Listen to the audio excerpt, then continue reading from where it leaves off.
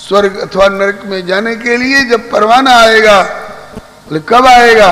बोले कि जाने का परवाना कभी आ सकता है अर्जेंट। जाने का परवाना कभी आ सकता है अर्जेंट। तज मिथ्या अभिमान बजो प्रभु को एवरी मोमेंट। जगत में प्रभु ही परमानेंट, जगत में प्रभु ही परमानेंट।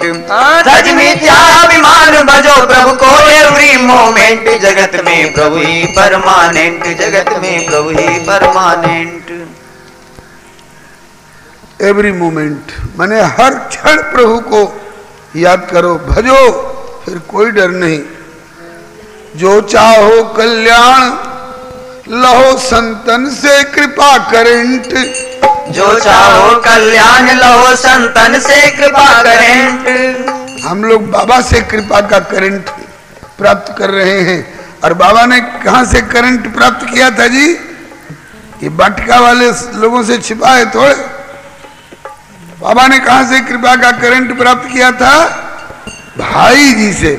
स्पर्श होते ही पता नहीं कौन सा करंट घुस गया कि निर्गुनिया से सगुनिया हो गए। हाँ,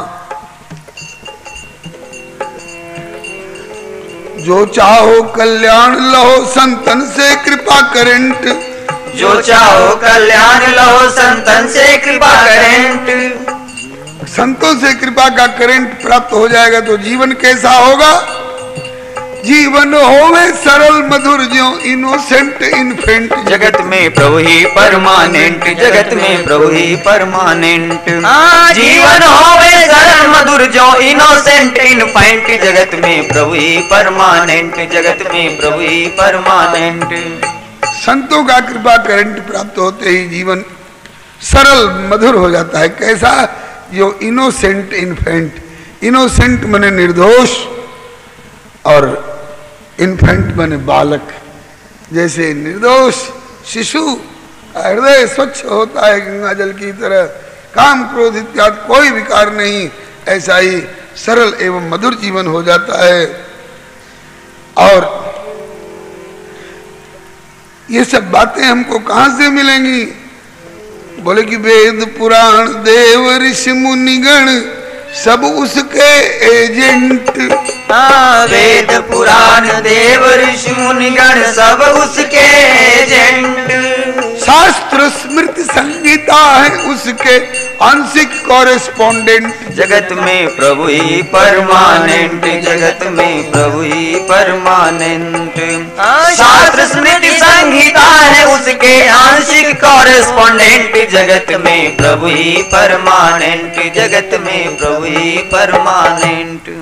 वेद पुराण देवता ऋषि मुनि सब उनके एजेंट हैं और उनसे कॉरेस्पोंडेंस करना हो, पत्राचार करना हो तो वेद पुराण स्मृति संहिता शास्त्र ये उनके कॉरेस्पोंडेंट हैं, उनके पत्रकार संवाददाता।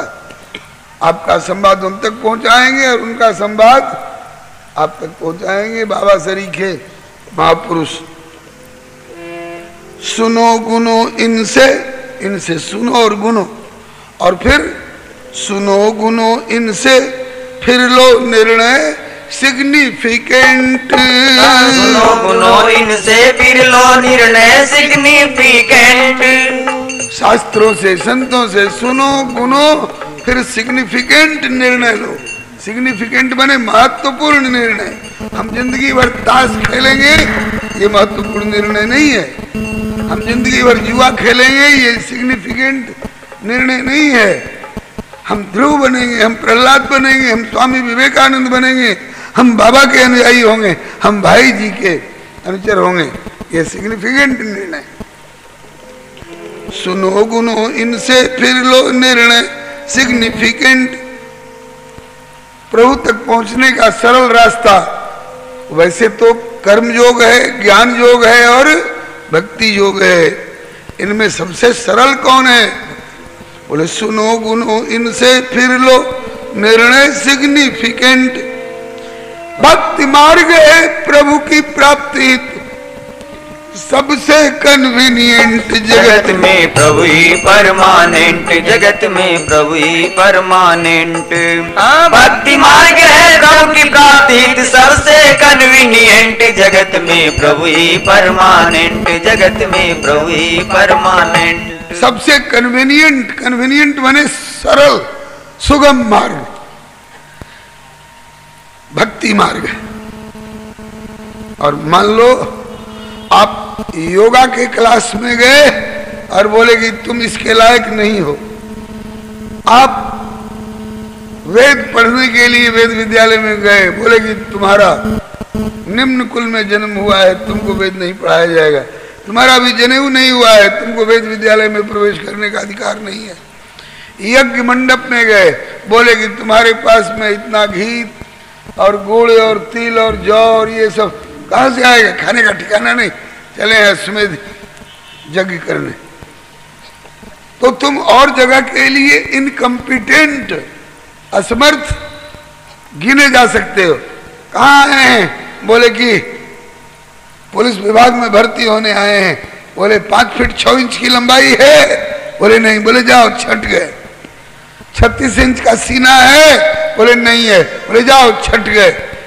तो कहते हैं कि कर्म मार्ग में, योग मार्ग में, ज्ञान मार्ग में भले छट जाओ, लेकिन भले कर्म और योग ज्ञान में हो इनकम्पिटेंट, भले कर्म और योग ज्ञान में हो इनकम्पिटेंट।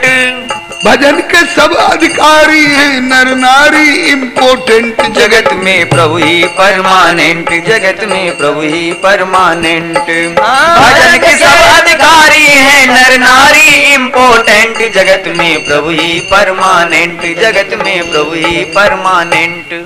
भजन करने में किसी को रोक टोक नहीं है, सब अधिकारी हैं भजन भक्ति के। ब्राह्मण क्षत्रिय वैश्य शूद्र स्त्री पुरुष बच्चे बूढ़े रोगी पहलवान धनी गरीब मूर्ख विद्वान सब भजन के अधिकारी हैं। नर हो नारी हो चाहे इम्पोर्टेंट, इम्पोर्टेंट बने नपुंसक पुरुष नपुंसक नारीवा जीव चराचर कोई सर्व भाव भज कपट तज मोहि परम प्रिय सोई। और प्रभु की शरण में आने का अधिकार सबको है। भोले भाले डल हो, एकदम दिमाग के सुस्त कुछ उत्तम मध्यम नहीं बुझा। भोले भाले डल हो या इंटेलिजेंट ब्रिलियंट, भोले भाले डल हो या इंटेलिजेंट ब्रिलियंट। लेकिन हनुमत सरिस समर्पित हो ओबीडियंट सर्वेंट, जगत में प्रभु ही परमानेंट, जगत में प्रभु ही परमानेंट। हनुमत सरिस समर्पित हो ओबीडियंट सर्वेंट, जगत में प्रभु ही परमानेंट, जगत में प्रभु ही परमानेंट। हनुमान जी के सरिस समर्पित भाव से ओबीडियंट सर्वेंट माने आज्ञाकारी सेवक बन करके रहो तो प्रभु तुमको बहुत प्यार देंगे। भक्ति भाव में ध्रुव प्रहलाद सरिसो कम्पिटेंट, भक्ति भाव में ध्रुव प्रहलाद सरिसो कम्पिटेंट। तो पाओगे करुणा सागर का प्यार 100%, जगत में प्रभु ही परमानेंट, जगत में प्रभु ही परमानेंट।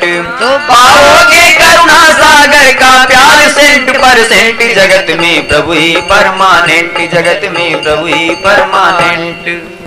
करुणा सागर का 100% प्यार प्राप्त कर सकते हो।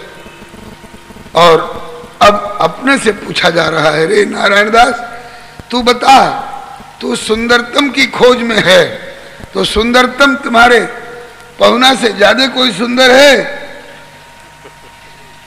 तुम्हारे जिनको बाबा प्रियतम प्रियतम कहकर के संबोधन करते उनसे कोई ज्यादा सुंदर है?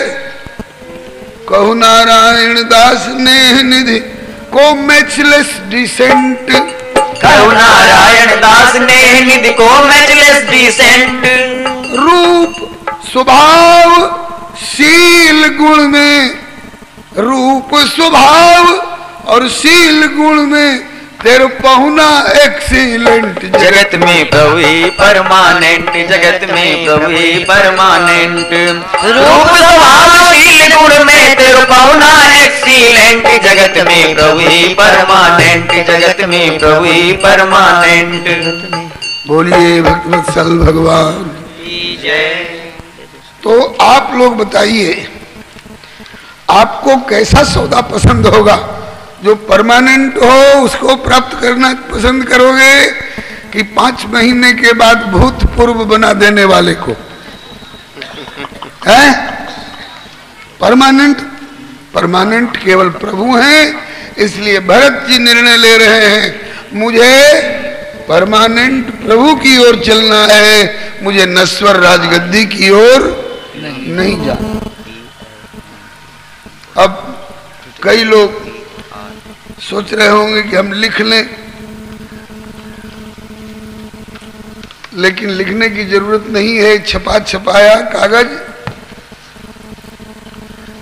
कई लोग प्राप्त कर चुके हैं, कुछ बंटा भी है, और जिनकी इच्छा होगी हमको अभी नहीं मिला है, वो हमारे नारायण भैया से मांग लेंगे, आगे बंका भैया के जिम्मे लगा दे, दोनों के जिम्मे लगा ले, जिनकी जहां पहुंच हो।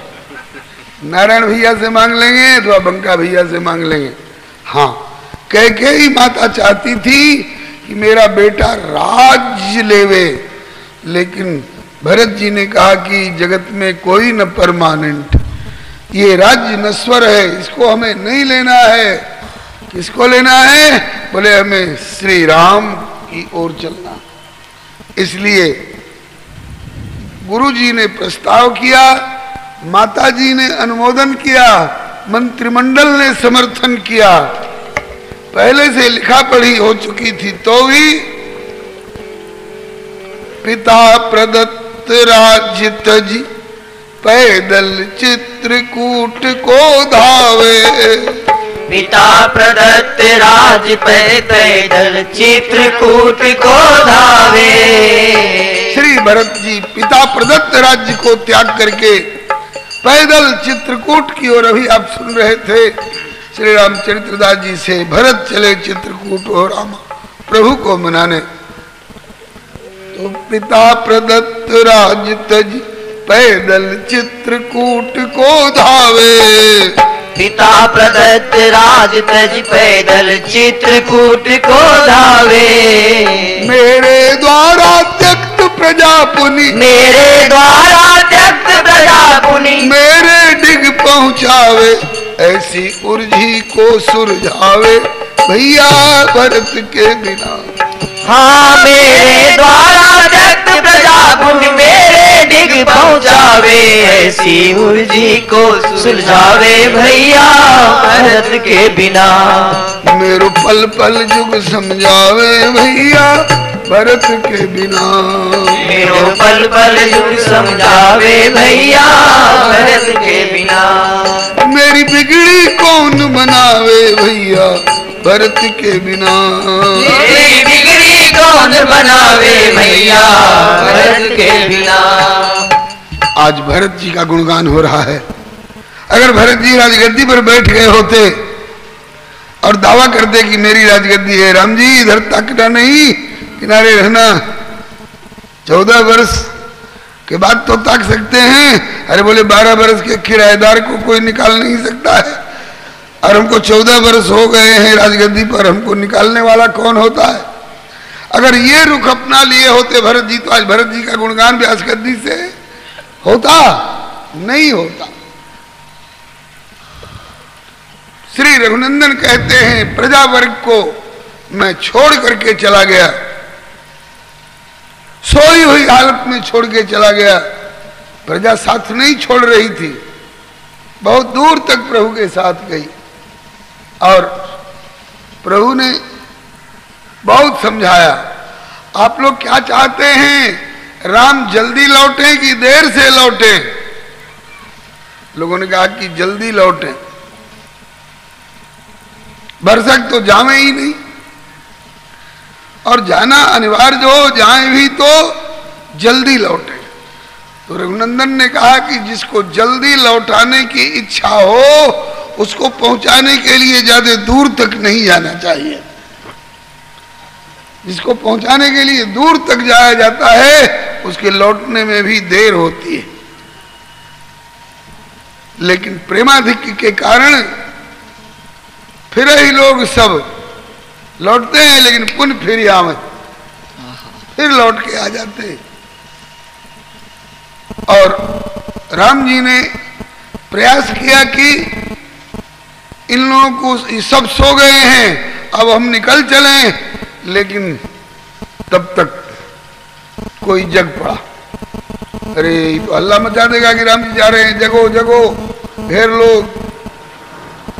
इसलिए एक दिन सुमंत्र जी से कहा कि सुमंत्र जी, खोज मार रथ हाँकऊ ताता, आन उपाय बनी नहीं बाता। ऐसे ढंग से रथ हाँकिए कि आगे रथ के चक्का का चिन्ह भी किसी को नहीं दिखाई पड़े कि जगने के बाद किसी रास्ते से गए हैं, कहते हुए हमारे पड़ाव तक पहुंच जाएं। और ऐसा ही किए। इत उत खोज दुरार, खोज दुरा करके कहीं ट्रैक का निशान तक नहीं रहने दिया। श्री सुमंत्र जी ने रथ चला दिया, प्रजा सोई हुई रह गई। हाय, हमें सोए हुए छोड़ के चले गए। और भरत जी ने क्या किया? बोले भरत जी ने सोई हुई प्रजा को जगाया और जगा करके कहा कि प्रभु से बिछुड़ गए हैं ना आप लोग? बोले जी हाँ। कहा कि अब प्रभु से मिलना चाहते हैं क्या? बोले हाँ। कहा कि मेरा साथ दीजिए, मैं स्वयं भी प्रभु तक चलूंगा और आप लोगों को भी अपने साथ लेकर चलूंगा और प्रभु से मिलाऊंगा। तो प्रभु कहते हैं कि ये प्रजाजनों, बताओ, तुम्हें छोड़कर भागने वाले राम तुम्हारे लिए ज्यादा बढ़िया माने जाएंगे कि तुमको जगा करके और मुझ तक पहुंचा देने वाले भरत बढ़िया माने जाएंगे? बोले कि दूह दिस, राम जी की ओर भी और भरत जी की ओर भी, दूह दिस समुझी कहत सब लोगू कि सब विधि भरत सराहन जोगू। हमारी दृष्टि से तो भरत जी सब तरह से सराहना के योग्य हैं। राम जी दो चार तरह से सराहना के योग्य होंगे, लेकिन भरत जी तो सब तरह से सराहना के योग्य हैं। और आगे की बात कल भर का मौका है। अब आज ये परमानेंट वाला पद आड़े आ गया, ज्यादा समय ले गया, ये करीब करीब पूरा ही समय, लेकिन है बड़े काम की चीज। ये वेद और पुराणों से समर्थित सार सार बात इसमें है। भरत जी ने इसको पहले से समझ रखा है। हमें जगत नहीं चाहिए, हमें जगदीश चाहिए। यही निर्णय हम भी लें और इससे आगे की चर्चा हम लोग कल करेंगे। और कल ही भर की कथा है, इसलिए कल इधर उधर की चर्चा नहीं करके सीधे भरत जी के जो मौलिक चरित्र के विशिष्ट विशिष्ट बिंदु हैं उन्हीं पर चर्चा करते हुए आज तो प्रभु जा रहे हैं वन में, लेकिन कल ही भर में हम उनकी 14 वर्ष की अवधि को पूरी करा लेंगे और प्रभु लौट करके राजगद्दी पर विराजेंगे। कल राम राज्य अभिषेक के साथ कथा का विश्राम होगा। सीताराम जय सीता राम, सीताराम जय सीताराम, राधे श्याम जय राधे श्याम, राधे श्याम जय राधे श्याम, सीताराम जय सीताराम, सीताराम जय सीताराम, राधे श्याम जय राधे श्याम, राधे श्याम जय राधे श्याम। श्री राम कृष्ण भगवान की जय। सुंदर वदन विलोकित नैनन फल लिए, सुंदर वदन विलोकित नैनन फल लीजे, जानकी वल्लभ लाल की सखिया आरती की जय, जानकी वल्लभ लाल की सखिया आरती की जय। कुंडल ललित का बोलना छुटी अलग विराजे, कुंडल ललित कपोल नाछुटी अलग विराजे, कंठा कंठ सुहावना गज मुक्ता राजे, कंठा कंठ सुहावना गज मुक्ता राजे, क्रीट बनी जरतार की दुपटा जरतारी, क्रीट बनी जरतार की दुपटा जरतारी, पटुका है पचरंग के मणि जड़ित किनारी, पटुका है पचरंग की मणि जड़ित किनारी, सियाजू की सोहे लाल चूंदरी छवि अधिक विराजे, सियाजी की सोहे लाली चूंदरी छवि अधिक विराजे, रसिकली की स्वामिनी अद्भुत छवि छाजे, रसिक अली जुकी स्वामिनी अद्भुत छवि छाजे, सीताराम सीताराम सीताराम जय सीताराम, सीताराम सीताराम सीताराम जय सीताराम, राधे श्याम राधे श्याम राधे श्याम जय राधे श्याम, राधे श्याम राधे श्याम राधे श्याम जय राधे श्याम। श्री प्रभु कृपा से प्राप्त समय का सदुपयोग करने के लिए प्राप्त संकेत के अनुसार हम लोग श्री भरत चरित्र का स्मरण कर रहे हैं। भरत चरित्र कौन कह सकता है, जहां जनक मुनि गति मति भोरी, जो जाने वही कह सकता है। जानता कौन है? श्री जनक जी की दृष्टि में भरत अमित महिमा सुनुरानी, केवल जाने राम। केवल श्री राम जानते हैं, लेकिन वे भी जानते भर हैं। चाहे कि सम्यक रूप में वर्णन कर लें तो कहते हैं कि जाने ही राम न सकहीं बखाने, बखान नहीं सकते हैं, पूरा पूरा वर्णन नहीं कर सकते हैं।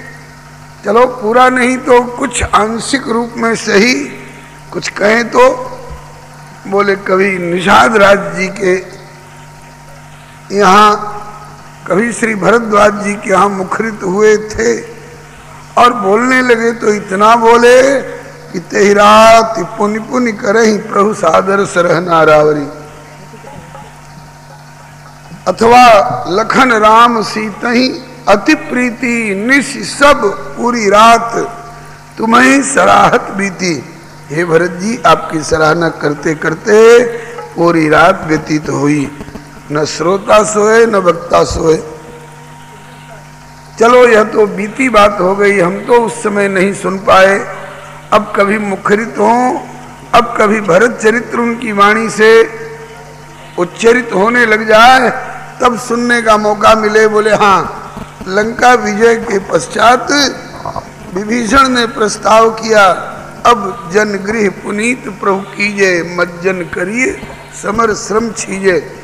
लंका में पधारो, भोजन स्नान करो प्रभु, जिससे थकावट मिटे, भोजन करो और विश्राम करो।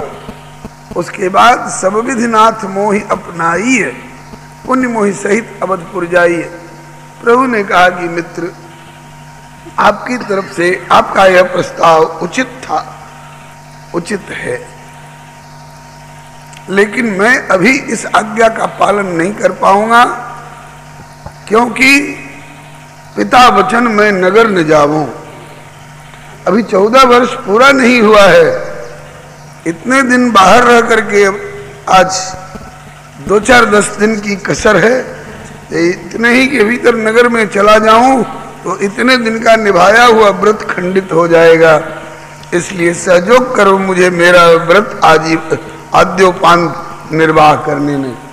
ठीक है प्रभु, यही सुबेल पर्वत पर रहकर अवधि पूरी कर लो, फिर लंका में चलो, फिर हमारी मेहमानी स्वीकार करो, फिर अयोध्या के लिए प्रस्थान करो। बोले तब तक तो भरत अपने जीवन की आहुति दे देंगे। उन्होंने कह रखा है, तुलसी बीते अवधि प्रथम दिन, जो रघुवीर न आई हो तो प्रभु चरण सरोज शपथ जीवत परिजन ही न पई हो। तो अभी भरत का पूरा नक्शा मेरे मन मस्तिष्क में साकार हो रहा है। तापस वेश, मैंने तो लाचारी में तापस वेश बनाया, माँ ने आज्ञा कर दी थी, भरत को किसी ने आज्ञा नहीं करी, केवल भैया का अनुवर्तन करने के लिए। भैया तापस वेश में है तो मैं राजसी वेश में कैसे रहूं? इसको अनुवर्ती कहते हैं, इसको अनुगामी कहते हैं, इसको सेवक कहते हैं। हीनान्न वस्त्र वेशस्यात् सर्वदा गुरु सन्निधौ, अपने से बड़ों से अधिक ठाट बाट ऊंचा आसन नहीं चाहिए, उनसे निचले स्तर पर ही रहना समीचीन होता है। केवल यही जानकर के भैया धरती पर सोते हैं तो मैं पलंग पर कैसे सोऊंगा, भैया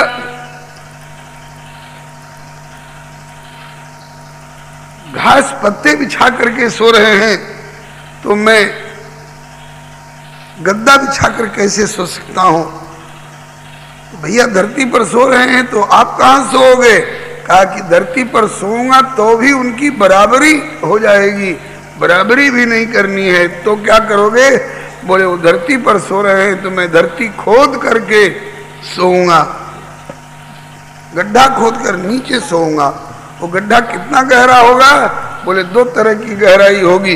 बैठना होगा तो उस धरातल पर बैठूंगा कि जिस सतह पर प्रभु का चरण है उस सतह पर मेरा मस्तक है, और कुछ और गहराई करूंगा कि खड़ा हो जाऊं तो भी जिस सतह पर प्रभु का चरण पड़ता है उस सतह पर मेरा मस्तक पड़े। इतना अनुव्रत अपने स्वामी के प्रति कौन निभाने वाला दिखता है? इसलिए भैया विभीषण, अभी मैं तेरी लंका में जाकर तेरी मेहमानी नहीं स्वीकार कर सकूंगा। कहा कि प्रभु तो भरत के प्रति तो निभा लीजिएगा, लेकिन आपका एक और विरध बड़ा प्रख्यात है, राम सदा सेवक रुचि राखी, भक्तों की रुचि रखते हैं। और आपके एक सेवक विभीषण की रुचि है कि लंका में पधारे, तो क्या इस रुचि को ठुकरा दोगे? तो राम सदा सेवक रुचि राखी की मर्यादा का पालन कैसे होगा? कहा कि विभीषण ये नहीं लिखा है कि रुचि हुई और तुरंत पालन कर दिया ना, तुम्हारी रुचि को मैं प्रतीक्षा सूची में अंकित कर लेता हूं। लंका के भीतर प्रवेश करके तुम्हारी मेहमानी स्वीकार करने वाली ही बात है ना? बोले हाँ। कहा कि एक बार मुझे अयोध्या पहुंचने दे, एक बार जीवित भरत को गले से लगाने दे, और भरत को जीवन दान करने के बाद भले मुझे तेरी मेहमानी के लिए दोबारा राजगद्दी के बाद लंका लौटना पड़े, वो कर लूंगा, लेकिन अभी मुझे लंका में जाकर के और अवधि बिता करके और तेरी मेहमानी स्वीकार करने वाला प्रस्ताव को वापस ले ले, नहीं कहता हूं स्थगित कर, स्थगित रख। और ऐसा ही किया, दोबारा प्रभु को जाना पड़ा लंका। तो बड़ा मनोहर प्रसंग है, दाक्षिणात्य ग्रंथों में वर्णन आया है। विभीषण जी विदा होते समय अयोध्या से सबको पूछा जाता था, आप लौट रहे हैं अयोध्या से, क्या आप लेकर जाना चाहते हैं? किसी ने कुछ, किसी ने कुछ। और विभीषण जी ने कहा कि अपने कुलदेव रंगनाथ जी को दे दीजिए, जो अभी श्रीरंगम में है, वे अयोध्या में थे इक्ष्वाकु जी के समय से। कौशल्या मैया इन्हीं की पूजा करती थी, निज कुल इष्ट देव भगवाना, पूजा हेतु कीन है स्नाना, करी पूजा नैवेद्य चढ़ावा, आप गई जब पाक बनावा।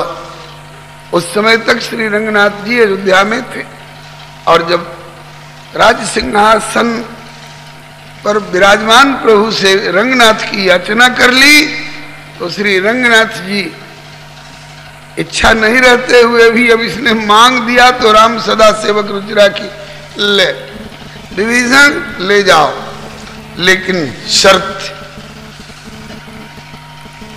क्या प्रभु बोले कि बीच में कहीं रख